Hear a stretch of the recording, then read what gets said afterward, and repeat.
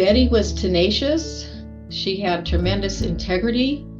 She was super hardworking, dedicated, loved the law. She loved being a lawyer.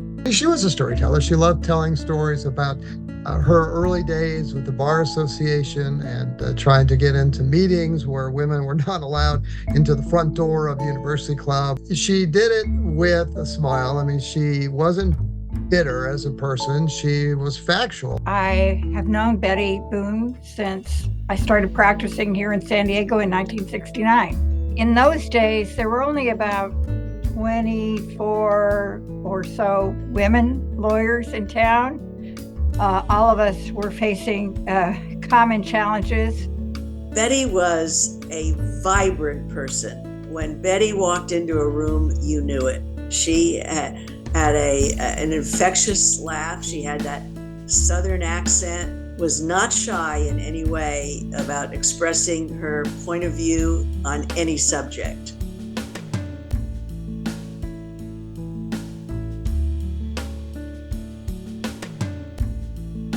Clearly, she was ambitious because she worked very hard to get where she was. Wonderful friend, warm and kind, and very thoughtful of other people and their feelings and how she came across. She was an excellent boss. She was I think the second woman who graduated from USD School of Law. Back in those days, there were very few women in law school. So it was tough. So you had to be tough to get through law school in those days. She was at Higgs, Fletcher & Mack as a legal secretary for a period of time. And I think that helped develop her interest in the law. She went to law school. She was one of the first women graduates from her law school.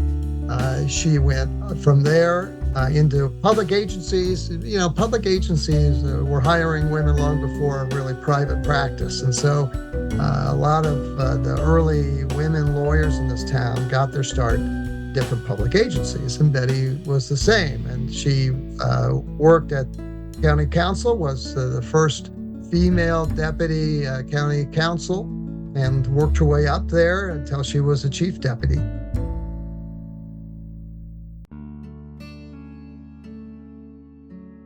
Betty was someone highly revered in the legal community generally, but especially among the women lawyers. Early on, women lawyers could not even get a job in a law firm in San Diego.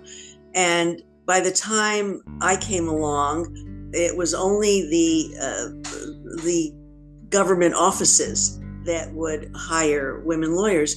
And that was in large part due to Betty's efforts, because when she became a lawyer, even the county counsel's office didn't hire women.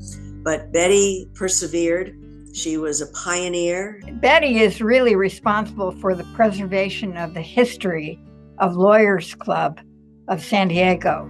Most of us had boxes of memorabilia and notes and minutes of meetings and so forth, and we didn't care about it too much. They were kind of piling up in our offices.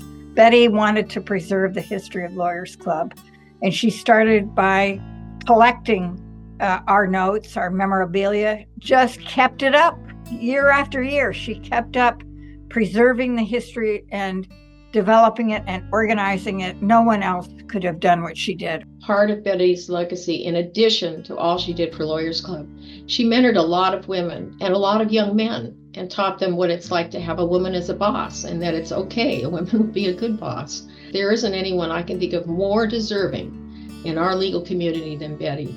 She was such an asset to the bar, to the community at large, to women particularly, and the world really, particularly the community of San Diego. We are better off because of Betty Boone. And I think just knowing that she has helped preserve the legacy of women in San Diego, women lawyers in San Diego, is something that she'd be very proud of. And I think she'd be very happy to know that we're also preserving her legacy.